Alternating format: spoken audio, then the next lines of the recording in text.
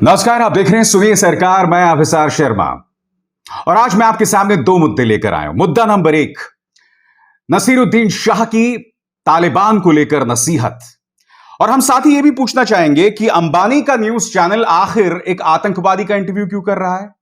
मुद्दा नंबर दो, क्या देश में महंगाई को लेकर मोदी सरकार के पास कोई प्लान नहीं है? क्या प्रधानमंत्री नरेंद्र मोदी डर गए? ये मेरे शब्द नहीं है, ये विपक्ष के नेता राहुल गांधी के शब्द हैं। दोनों की चर्चा होगी, बहुत दिलचस्प चर्चा होगी, मगर शुरुआत मैं करना चाहूंगा तालिबान के साथ। जैसे कि आप जानते हैं दोस्तों, भारत सरकार ने औपचारिक तौर पर तालिबान से बातचीत शुरू कर दी है। हालांकि भारत सरकार 2018 से लगातार तालिबान से बातचीत कर रही है। मैं आपको बतलाना चाहूंगा मुकेश अंबानी का न्यूज चैनल इस वक्त क्या कर रहा है। आपके स्क्रीन पर news 18, watch Anas Haqqani, the face of Haqqani network in an exclusive conversation with anchor Anand. Anas Haqqani of the Haqqani group. आप जानते हैं हक्कानी ग्रुप क्या है? हक्कानी ग्रुप एक आतंकवादी संगठन है। इस देश में बगैर किसी गुनाह के सिद्दीक कप्पन को आप अनलॉफुल एक्टिविटी प्रिवेंशन एक्ट में 1 साल से जेल में रखे हुए हैं। उमर खालिद का क्या गुनाह है कोई नहीं जानता है। डॉक्टर कफील खान को आप 7 महीने तक जेल में रखते हैं रासुका के अंतर्गत, और यहां पर एक न्यूज नेटवर्क एक आतंकवादी का इंटरव्यू कर रहा है और इसकी कोई जवाबदेही नहीं है। बात यहां नहीं रुकती दोस्तों, अंबानी के न्यूज चैनल जो हैं एक और कदम आगे जाते हैं। Here are the 5 big takeaways from the Anas Haqqani interview. अरे भाई, एक आतंकवादी ऐसा क्या कहेगा कि आप उससे टेकअवेज भी निकाल लें? और बात यहां नहीं रुकती दोस्तों, ये लोग क्या कहते हैं मैं आपको दिखाना चाहता हूं। यहां पर ये न्यूज चैनल क्या कह रहा है आपके स्क्रीन पर। विल तालिबान शन Pakistan in larger interest of Afghanistan. क्या तालिबान पाकिस्तान का साथ छोड़ देगा अफगानिस्तान के हित के चलते? अभी कुछ ही दिनों पहले तक ये लोग तालिबान को पानी पी पी कर गालियां दे रहे थे, कोस रहे थे। आज कह रहे हैं कि भाई क्या तालिबान पाकिस्तान का साथ छोड़ देगा अफगानिस्तान के हित में? तालिबान तुम्हारे चचा हैं क्या कि तालिबान जो है वो साथ छोड़ देगा पाकिस्तान के? मानो ऐसा कह रहे, चचा तुम क्या पाकिस्तान का साथ छोड़ दोगे? आज तुम तालिबान से गुजारिश कर रहे हो जिस तालिबान को तुम आतंकवादी बता रहे थे। मैं आपको लगातार अपने कार्यक्रमों में बताते रहा हूं कि इन न्यूज चैनल्स का ना राष्ट्रवाद से कुछ लेना देना है, ना कुछ धर्म से लेना देना है। आज की तारीख में इनमें से किसी की हिम्मत यह नहीं पूछने की कि आखिर भारत सरकार तालिबान से गुप्त बातचीत क्यों कर रहा था पहले और अब औपचारिक बातचीत क्यों कर रहा है। देखिए, मेरा रुख एकदम साफ है तालिबान को लेकर, और मैं आगे आपको बताऊंगा नसीर साहब ने तालिबान को लेकर क्या कहा है। मेरा यह मानना है कि तालिबान एक आतंकवादी सोच का गुट है, मगर यह भी हकीकत है कि तालिबान इस वक्त वहां पर सत्ता पर कायम है। भारत सरकार की प्राथमिकता है, प्रायोरिटी है कि हमारे जो वहां नागरिक फंसे हुए हैं उन्हें वहां से निकालना है। उसके लिए उन्हें तालिबान के साथ वार्ता करनी पड़ेगी। यही वजह है कि शेर मोहम्मद अब्बास स्टैनिक्ज़ाई के साथ हमारे जो एम्बेसडर हैं कतर के, मित्तल साहब, वो बातचीत कर रहे हैं। मैं इसका समर्थन करता हूं। राष्ट्रहित में अगर भारत सरकार तालिबान के साथ संवाद कर रही तो मैं इसका समर्थन करता हूं। मगर फिर इन न्यूज चैनल्स को भारतीय जनता पार्टी से यह सवाल पूछना चाहिए कि भाई आप तालिबान से बातचीत कर रहे हो तो फिर आप तालिबान के नाम पर हिंदी हार्टलैंड में, उत्तर प्रदेश में, उत्तराखंड में, दिल्ली में, बिहार में राजनीति क्यों करते हो? न्यूज चैनल के प्राइम टाइम पर तालिबान के नाम पर आप देश के मुसलमानों को गाली क्यों बकते हो? आप देश के बुद्धिजीवियों को क्यों गाली बकते हो? इस सरकार से सवाल करने वाले पर क्यों गालियां बकते हो? सवाल आपको यह करना चाहिए। मैं फिर स्पष्ट कर दूं, मेरे रुख में किसी तरह का कोई असमंजस नहीं है। मैं मानता हूं तालिबान जो है एक आतंकवादी सोच की संगठन है, और दूसरी तरफ मैं यह भी मानता हूं कि भारत सरकार की मजबूरी है उनसे बातचीत करना, और हमारे जो नागरिक हैं उनके हित में आपको बात करते रहना पड़ेगा। और यही नहीं, क्या आप जानते हैं कि साल 2001 से अब तक, यानी कि पिछले 20 सालों में भारत ने अफगानिस्तान में $3 अरब का निवेश किया है। करीब 500 परियोजनाएं, 500 प्रोजेक्ट्स जो हैं वो अलग अलग जगहों पर लगाए गए हैं। भारत इन तमाम चीजों को जो है कूड़ेदान में डालकर आगे नहीं बढ़ सकता है। हमें अपने राष्ट्रीय हित भी देखने पड़ेंगे। मगर बड़ी बात यह है कि आज की तारीख में देश का जो सबसे धनी आदमी मुकेश अंबानी, उसका न्यूज चैनल एक आतंकवादी से बात कर रहा है। मैं फिर दोहरा दूं, उमर खालिद पर तुमने एफआईआर कर दी, यूएपीए लगा दिया। सिद्दीक कप्पन एक पत्रकार जो अपना काम करने जा रहा था हाथरस में, उस पर आपने आतंकवाद की धाराएं लगा दी। तमाम एक्टिविस्ट को आपने पिछले 1 साल से बंद करके रखा हुआ है। मगर यहां पर एक न्यूज चैनल साफ तौर पर इंटरव्यू कर रहा है, भारतीय जनता पार्टी का प्रचार तंत्र पूरी तरह से खामोश है। खैर, तुम जो लोग हो, 2 रुपए प्रति ट्वीट के जो ट्रोल्स हैं, तुमसे मुझे बहुत ज्यादा उम्मीद भी नहीं है। मगर यहां पर साफ तौर पर दिखाई दे रहा है कि एक आतंकवादी का इंटरव्यू किया जा रहा है। इस पर आपका खून नहीं खौलता। यानी कि आपका राष्ट्रवाद, आपकी देशभक्ति पर टर्म्स एंड कंडीशंस अप्लाइड हैं, इस पर शर्तें लागू हैं, जैसे कि हर वो प्रोडक्ट के पीछे लिखा होता है। दोस्तों, इसी बीच क्या हुआ है, मेरे पसंदीदा, जिनकी मैं बहुत इज्जत करता हूं, नसीर साहब, नसीरुद्दीन शाह ने एक बहुत ही खूबसूरत वीडियो जारी किया है तालिबान के बारे में। मैं चाहता हूं आप सुनो, और यह संदेश इस देश के उन चंद मुसलमानों के लिए है जो आज की तारीख में तालिबान में क्रांतिकारी ढूंढते हैं, स्वतंत्रता सेनानी ढूंढते हैं। मैं चाहता हूं आप नसीर साहब को सुने। हालांकि अफगानिस्तान में तालिबान का दोबारा हुकूमत पा लेना दुनिया भर के लिए फिक्र का बायस है, इससे कम खतरनाक नहीं है हिंदुस्तानी मुसलमानों के कुछ तबकों का उन वहशियों की वापसी पर जश्न मनाना। आज हर हिंदुस्तानी मुसलमान को अपने आप से ये सवाल पूछना चाहिए कि उसे अपने मजहब में इस्लाह, रिफॉर्म और जिद्दत पसंदी, मॉडर्निटी चाहिए, या पिछली सदियों के वहशीपन का इक़दार, वैल्यूज। मैं हिंदुस्तानी मुसलमान हूं, और जैसा कि मिर्जा गालिब एक अरसा पहले फरमा गए हैं, मेरा रिश्ता अल्लाह मियां से बेहद बेतकल्लुफ है। मुझे सियासी मजहब की कोई जरूरत नहीं है। हिंदुस्तानी इस्लाम हमेशा दुनिया भर के इस्लाम से मुख्तलिफ रहा है, और खुदा वो वक्त न लाए कि वो इतना बदल जाए कि हम उसे पहचान भी न सकें। दोस्तों, मैं दावे के साथ कह सकता हूं, नसीर साहब के इस बयान के बाद कुछ लोग अब भी इस कार्यक्रम के कमेंट सेक्शन में नसीर साहब को अनाप शनाप कहेंगे। जैसे मुझे अक्सर लोग अनाप शनाप कहते हैं कि भाई आपको तालिबान को आतंकवादी गुट बताने की क्या जरूरत है, वो आतंकवादी नहीं है। अरे, भारत सरकार भी तो तालिबान से बातचीत कर रही है। बिल्कुल सही कहा आपने। मगर अगर आपको भारत सरकार को घेरना है तो इस मुद्दे पर मत घेरिए कि वो भी तो तालिबान से बातचीत कर रही है। कार्यक्रम की शुरुआत में मैंने आपको बताया, भारत सरकार तालिबान से इसलिए भी बातचीत कर रही है क्योंकि हमारे नेशनल इंटरेस्ट हैं, और राष्ट्रहित से बड़ा कोई हित नहीं होता है। अगर आपको भारत सरकार को घेरना है तो इस मुद्दे पर घेरिए कि एक तरफ तो आप तालिबान से बातचीत करते हैं और दूसरी तरफ भारतीय जनता पार्टी तालिबान के नाम पर देश के अंदर लोगों को गिरफ्तार करती है, नंबर 1। नंबर 2, देश के अंदर हिंदुओं और मुसलमानों में तनाव पैदा करती है, दो फाड़ करती है, गंदी और ओछी सियासत करती है। आप इस मुद्दे पर घेरिए ना। भारत सरकार अगर तालिबान से बातचीत कर रही है तो उसके जरिए तालिबान के लिए आपके दिल में जो मोहब्बत है उस पर पर्दा मत डालिए। Taliban is a terrorist organization, it is a regressive organization. एक निहायत ही, जिसे कहते हैं ना, संकीर्ण सोच की रूढ़िवादी संस्था है, एक संगठन है, एक आतंकवादी गुट है। और मैं उम्मीद करता हूं नसीर साहब ने जो बात कही है, हम सब उस पर अमल करेंगे। ये दोहरे मापदंड नहीं हो सकते हैं, किसी भी कीमत पर नहीं हो सकते हैं।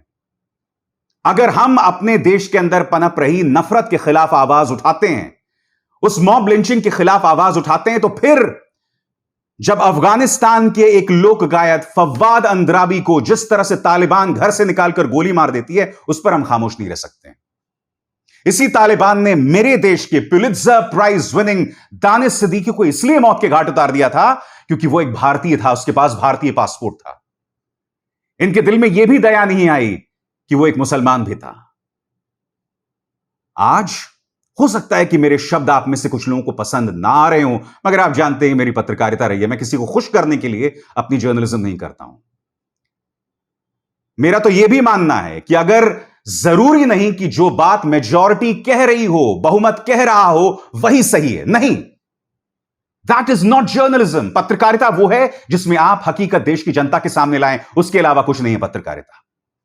पत्रकारिता के अंदर जो लोग बैलेंस बिठाने का प्रयास करते हैं, मैं उसे भी पत्रकारिता नहीं मानता हूं। पत्रकारिता है जिसमें आप ताकतवर से सवाल पूछते हैं, क्योंकि जब आप तालमेल, बैलेंस बिठाने का प्रयास करते हैं ना, तो अक्सर जो कमजोर होता है वो ताकतवर के सामने दब जाता है। मुझे बताइए ना, हाथरस में एक तरफ वो परिवार था जिसकी बिटिया का गैंगरेप हुआ और मर्डर हो गया, रातों रात उसके शव को जला दिया। दूसरी तरफ मुख्यमंत्री आदित्यनाथ की सरकार थी जो यही मानने को तैयार नहीं थी कि उनका बलात्कार हुआ था। अब इन दोनों के बीच में क्या बैलेंस होगा? मगर जी न्यूज जैसे चैनल्स उस वक्त भी पीड़ित परिवार को टारगेट कर रहा था। यह जर्नलिज्म नहीं है। इसलिए तालिबान को लेकर भी अगर आपके मन में दोहरे मापदंड हैं तो कृपया इसे त्यागिए, आगे बढ़िए। हकीकत से आप मुंह नहीं मोड़ सकते और हकीकत से लगातार मुंह मोड़ रही है मोदी सरकार। महंगाई को लेकर मैं आपको बता दूं, महंगाई को लेकर करारा प्रहार किया है विपक्ष के नेता राहुल गांधी ने, और यह मेरा आज का दूसरा टॉपिक है। मैं आपको बतलाना चाहूंगा, रसोई गैस की कीमत पिछले 15 दिनों में 50 रुपए बढ़ गई है। बड़े बड़े वादे किए थे दोस्तों इस सरकार ने 2014 से पहले। सबसे पहले मैं आगे कुछ सुनाऊंगा कि राहुल गांधी ने किस तरह से फॉर्मूला सुझाया इस सरकार को और लताड़ भी लगाई है, मगर उससे पहले मैं आपको बताना चाहता हूं 2014 से पहले बढ़ते जो रसोई गैस के दाम थे, भारतीय जनता पार्टी महिलाओं की इज्जत से जोड़ के देख लेती थी। सुनिए क्या कह रही स्मृति ईरानी। देश के प्रधानमंत्री ये बयान देते हैं कि 100 दिन में महंगाई पर वो नियंत्रण पाएंगे और अपने वादे को पूरा नहीं कर पाते, तो ऐसे अर्थशास्त्री प्रधानमंत्री पर देश की जनता किस प्रकार से भरोसा कर सकती? बीजेपी की जब सरकार आएगी 2014 में, आप मुझे कह रहे हैं कि स्पेकुलेट करूं, मैं विश्वास के साथ कह रही हूं कि 2014 में जब बीजेपी की सरकार आएगी तो ये महिला विरोधी जो नीति अपनाई है कांग्रेस लेड यूपीए ने, इसको जरूर खत्म करेगी। बात यहां नहीं रुकती है। आपके सामने माननीय प्रकाश जावड़ेकर हैं। प्रकाश जावड़ेकर तो यह दावा कर रहे हैं कि हम चैलेंज के साथ कहते हैं कि पूरी तरह से रिफाइंड पेट्रोल दिल्ली में 34 रुपए और मुंबई में 36 रुपए में मिल सकता है। आज दाम क्या हो रहा है? 110 रुपए तक पेट्रोल के दाम पहुंच रहे हैं। सुनिए माननीय प्रकाश जावड़ेकर ने उस वक्त क्या कहा था, सुनिए उनकी बात। जो पेट्रोल की दरों में वृद्धि की है सरकार ने, उसका कोई आधार नहीं है। उसी दिन अंतर्राष्ट्रीय बाजार में कीमतें कम हुई है। हम चैलेंज करते हैं सरकार को कि पूरी तरह से रिफाइंड पेट्रोल दिल्ली में 34 रुपए से मिल सकता है, मुंबई में 36 रुपए से मिल सकता है, तो उसके दुगने दाम क्यों है? यह लूट है और तुरंत ये कीमतें जो बढ़ाई है वो वापस लेनी चाहिए। मैं आपको बता दूं, विपक्ष के नेता राहुल गांधी ने इस मुद्दे पर करारा हमला बोला है। राहुल गांधी ने क्या क्या कहा है, एक एक करके मैं आपको बतलाने वाला हूं। सबसे पहले राहुल गांधी कह रहे हैं कि मोदी पूरी तरह से डर गए हैं, और राहुल गांधी ने कहा कि जिस तरह से मैंने चेतावनी दी थी कोरोना को लेकर, मुझे डर है इस बात का कि अभी तो इंटरनेशनल प्राइस क्रूड ऑयल की कीमत है $70 प्रति बैरल। अगर ये बढ़ के 80 या 90 चले गए तो देश में हाहाकार मच जाएगा। क्या कह रहे हैं राहुल गांधी, सुनिए। प्राइम मिनिस्टर, फाइनेंस मिनिस्टर, जो इनके बेसिकली जो कोर मिनिस्टर्स हैं, ये पैनिक में है। इनको ये नहीं समझ आ रहा कि करना क्या है। तो कभी कोई कहता है भैया देखो मोनेटाइजेशन करो, वो उठा के बेच देते हैं। कभी कोई कुछ और कहता है तो ये, बट ये जो फ्यूल प्राइस पे जी रहे हैं, ये इंटरनेशनल प्राइस ने इनको बचा रखा है। जिस दिन, और जैसे मैंने कोरोना की बात कही, मैं फिर से बोल रहा हूं, जिस दिन ये क्रूड ऑयल की प्राइस आज क्या है, 70 है ना, 70 है ना आज, अगर ये गलती से भी 70 से 80, 80 से 90, 90 से 100 हो गई, यहां पे पूरा मामला कंट्रोल से बाहर चला जाएगा। राहुल गांधी यहां नहीं रुकते। उनका कहना है कि इस देश को जरूरत है एक नए विजन की, और यह नया विजन, यह नई सोच मोदी सरकार के पास नहीं है, क्योंकि मोदी सरकार को समझ ही नहीं आ रहा कि हमें क्या करना है। क्या कह रहे हैं राहुल गांधी, सुनिए। देखिए, हमारे टाइम क्रूड ऑयल की प्राइस $105 थी, हमारी प्राइस पेट्रोल की 71 थी। मुझे कहने की कोई जरूरत नहीं है, हमने करके दिखाया। यहां आपके सामने प्रूफ है, देख लीजिए। तो ये कहने की बात नहीं है, ये रिकॉर्ड है। जब ये 410 रुपए का था, नरेंद्र मोदी आगे पीछे जाते थे, कहते थे मैं इसको कम करूंगा, ये 885 हो गया है। जब ये 71 था, कहते थे मैं कम करूंगा, 101 हो गया। अरे हमारे टाइम तो 71 था। दरअसल राहुल गांधी हवाला दे रहे थे 1991 का भी, क्योंकि आपको याद है 1991 में देश की अर्थव्यवस्था की इतनी खराब हालत थी कि हमें अपने सोने को भी, देश के गोल्ड को भी गिरवी रखना पड़ा था।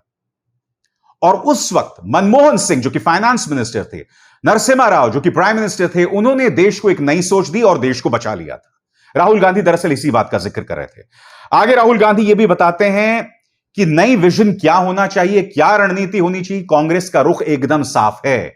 वो कह रहे हैं कि कांग्रेस के पास टैलेंट है और हम इसे संबोधित कर सकते हैं। क्या कह रहे हैं राहुल गांधी, सुनिए। लोगों को यह समझना होगा कि अब एक नए विजन की जरूरत है, उसके बिना काम नहीं चलेगा। जितना भी आप बोलना चाहे, जितने भाषण देने चाहें आप, नहीं चलेगा। अब हम 1990s में हैं। 1990s में कैटास्ट्रोफिक फेलियर हुआ था और उसके बाद कांग्रेस पार्टी ने देश को एक नया विजन दिया था। कहा था देखिए ये कैटास्ट्रोफिक फेलियर हो रहा है, अब एक नए दृष्टिकोण की जरूरत है। प्रधानमंत्री को नए दृष्टिकोण की बात करनी चाहिए, वो नहीं कर रहे हैं। हम जानते हैं क्या करना है, हमारे माइंड में बिल्कुल क्लियर है। कांग्रेस पार्टी के माइंड में, हमारे जो एक्सपर्ट्स, हमारे माइंड में बिल्कुल क्लियर है क्या करना है, नया दृष्टिकोण क्या है, किस प्रकार से आगे बढ़ना है, हमें मालूम है। तो ये इस बात को फाइनेंस मिनिस्टर को समझ ही नहीं आ रही है, उसको, उनको तो छोड़ दो। बट ये जो इनके थिंक टैंक्स हैं, नीति आयोग है, प्राइम मिनिस्टर को भी बात नहीं समझ आएगी, बट एक्सपर्ट्स हैं, उनको समझ आएगी। और फाइनेंस मिनिस्टर को, प्राइम मिनिस्टर को उन एक्सपर्ट से बात करनी चाहिए। अगर नहीं करना चाहते तो कांग्रेस पार्टी के एक्सपर्ट हम भेज देते हैं, हम समझा देंगे। हमारे पास एक्सपीरियंस है, हम समझते हैं कैसे करना है, क्या करना है। दरअसल दिक्कत क्या है दोस्तों, जिस तरह से बढ़ रहे हैं पेट्रोल के दाम, रसोई गैस के दाम, ये भारतीय जनता पार्टी सरकार के लिए एक बहुत बड़े सिरदर्द का सबब बन गए हैं। आपके स्क्रीन पर जनता दल यूनाइटेड के नेता हैं केसी त्यागी, और वो सरकार से मांग कर रहे हैं कि रसोई गैस के दाम जो 50 रुपए बढ़ गए हैं पिछले 15 दिनों में, इसे कम कीजिए। हालांकि इनका दर्द जो है वो झलक रहा है यहां पर। कह रहे हैं कि आने वाले दिनों में चुनाव है बिहार के अंदर और इसका नुकसान जनता दल यूनाइटेड और बीजेपी को हो सकता है। यानी कि जनता के दर्द की बिल्कुल परवाह नहीं है। परवाह किस बात की है कि भैया चुनाव होने हैं, और चूंकि चुनाव होने हैं, वोट नहीं मिलेंगे, इसलिए आप रसोई गैस के दाम कम कर दो। फलसफा बिल्कुल साफ है। आपको क्या लगता है, तालिबान के नाम पर ये जो ढोलकी पीटते हैं, क्यों पीटते हैं? इन्हें ऐसा लगता है कि तालिबान के नाम पर हम देश के मुसलमान को बदनाम कर सकते हैं, और इसमें यकीनन एक बहुत सा छोटा सा तबका है जो अपना योगदान भी दे रहा है। तो तालिबान को इसलिए ये लोग उठा रहे हैं। आपको जब भारतीय जनता पार्टी को एक्सपोज करना है तो आपको यही मुद्दा उठाना है कि आप दोहरे मापदंड नहीं अपना सकते। एक तरफ आप सीक्रेट बातचीत भी कर रहे हैं, एक तरफ आप फॉर्मल बातचीत भी कर रहे हैं, जैसे मैंने कहा ये राष्ट्र हित में है, मगर दूसरी तरफ फिर आप तालिबान को लेकर गाली भी दे रहे हैं। आपका जो पालतू न्यूज चैनल है, मैं साफ तौर पर कह रहा हूं, अंबानी का न्यूज चैनल गोदी मीडिया है, प्रो गवर्नमेंट है, और वो एक आतंकवादी का इंटरव्यू कर रहा है।